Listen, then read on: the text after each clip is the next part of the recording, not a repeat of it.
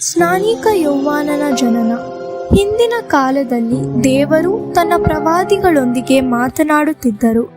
ಅನಂತರ 400 ವರ್ಷಗಳು ಉರುಳಿ ಹೋದವು.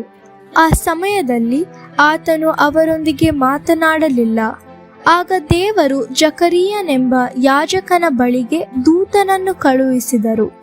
ಜಕರೀಯನು ಮತ್ತು ಅವನ ಹೆಂಡತಿಯಾದ ಎಲಿಸಬೇತಳು ದೇವರನ್ನು ಗೌರವಿಸುತ್ತಿದ್ದರು. ಅವರು ತುಂಬಾ ವೃದ್ಧರಾಗಿದ್ದರು ಮತ್ತು ಅವರಿಗೆ ಮಕ್ಕಳಿರಲಿಲ್ಲ.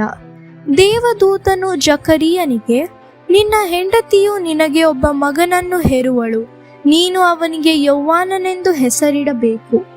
ದೇವರು ಅವನನ್ನು ಪವಿತ್ರಾತ್ಮನಿಂದ ತುಂಬಿಸುವನು ಮತ್ತು ಅಭಿಷಿಕ್ತರಾದ ಲೋಕೋದ್ಧಾರಕನನ್ನು ಸ್ವೀಕರಿಸಿಕೊಳ್ಳಲು ಜನರನ್ನು ಯೌವಾನನು ಸಿದ್ಧಪಡಿಸುವನು ಎಂದು ಹೇಳಿದನು. ಜಕರೀಯನು, ನಾನು ಮತ್ತು ನನ್ನ ಹೆಂಡತಿಯು ತುಂಬಾ ವೃದ್ಧರಾಗಿದ್ದೇವೆ, ಮಕ್ಕಳನ್ನು ಪಡೆಯಲು ನಮ್ಮಿಂದ ಆಗುವುದಿಲ್ಲ. ನೀನು ನನಗೆ ಹೇಳುತ್ತಿರುವುದು ಸತ್ಯವೆಂದು ತಿಳಿದುಕೊಳ್ಳುವುದಾದರೂ ಹೇಗೆ ಎಂದು ಪ್ರತ್ಯುತ್ತರವನ್ನು ಕೊಟ್ಟನು. ದೇವದೂತನು ಜಕರೀಯನಿಗೆ, ಈ ಶುಭವಾರ್ತೆಯನ್ನು ನಿನಗೆ ತಿಳಿಸುವುದಕ್ಕಾಗಿ ನಾನು ದೇವರಿಂದ ಕಳುಹಿಸಲ್ಪಟ್ಟಿದ್ದೇನೆ. ನೀನು ನನ್ನನ್ನು ನಂಬದೆ ಹೋದುದರಿಂದ ಮಗು ಹುಟ್ಟುವವರೆಗೂ ನೀನು ಮಾತನಾಡಲಾರದೆ ಇರುವೆ ಎಂದು ಉತ್ತರ ಕೊಟ್ಟನು. ಕೂಡಲೇ ಜಕರೀಯನಿಗೆ ಮಾತನಾಡಲು ಆಗದೆ ಹೋಯಿತು. ಆಗ ಆ ದೂತನು ಜಕರೀಯನನ್ನು ಬಿಟ್ಟು ಹೋದನು. ಇದಾದ ನಂತರ ಜಕರೀಯನು ಮನೆಗೆ ಹಿಂದಿರುಗಿ ಬಂದನು ಮತ್ತು ಅವನ ಹೆಂಡತಿಯು ಗರ್ಭಿಣಿಯಾದಳು. ಎಲಿಸಬೇತಳು 6 ತಿಂಗಳು ಗರ್ಭಿಣಿಯಾಗಿದ್ದಾಗ ಅದೇ ದೇವದೂತನು ಎಲಿಸಬೇತಳ ಬಂಧುವಿಗೆ ಪ್ರತ್ಯಕ್ಷನಾದನು.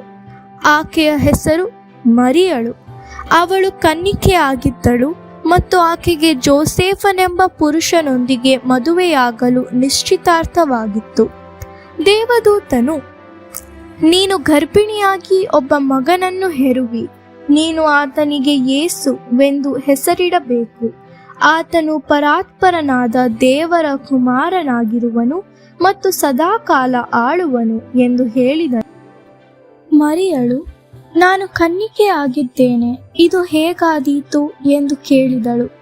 ದೇವದೂತನು, ಪವಿತ್ರಾತ್ಮನು ನಿನ್ನ ಮೇಲೆ ಬರುವನು, ಪರಾತ್ಪರನಾದ ದೇವರ ಶಕ್ತಿಯು ನಿನ್ನ ಮೇಲೆ ಬರುವುದು. ಆದುದರಿಂದ ಆ ಶಿಶುವು ಪವಿತ್ರವಾಗಿರುವುದು ಮತ್ತು ಆತನು ದೇವರ ಮಗನಾಗಿರುವನು ಎಂದು ವಿವರಿಸಿದನು. ದೇವದೂತನು ಹೇಳಿದ್ದನ್ನು ಮರಿಯಳು ನಂಬಿದ್ದಳು.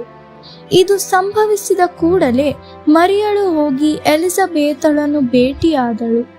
ಮರಿಯಳು ಆಕೆಯನ್ನು ವಂದಿಸಿದ ತಕ್ಷಣವೇ ಎಲಿಸಬೇತಳ ಕೂಸು ಆಕೆಯ ಗರ್ಭದಲ್ಲಿ ಕುಣಿದಾಡಿತು. ದೇವರು ಅವರಿಗೆ ಮಾಡಿದ್ದಂಥ ಉಪಕಾರದ ಕುರಿತಾಗಿ ಆ ಸ್ತ್ರೀಯರಿಬ್ಬರು ಸಂತೋಷಿಸಿದರು. ಮರಿಯಳು ಎಲಿಸಬೇತಳನ್ನು ಭೇಟಿಯಾಗಿ 3 ತಿಂಗಳ ಕಾಲ ಅಲ್ಲಿದ್ದು ನಂತರ ಮನೆಗೆ ಹಿಂದಿರುಗಿ ಹೋದಳು. ಇದಾದ ನಂತರ ಎಲಿಸಬೇತಳು ತನ್ನ ಗಂಡು ಮಗುವಿಗೆ ಜನ್ಮ ನೀಡಿದಳು.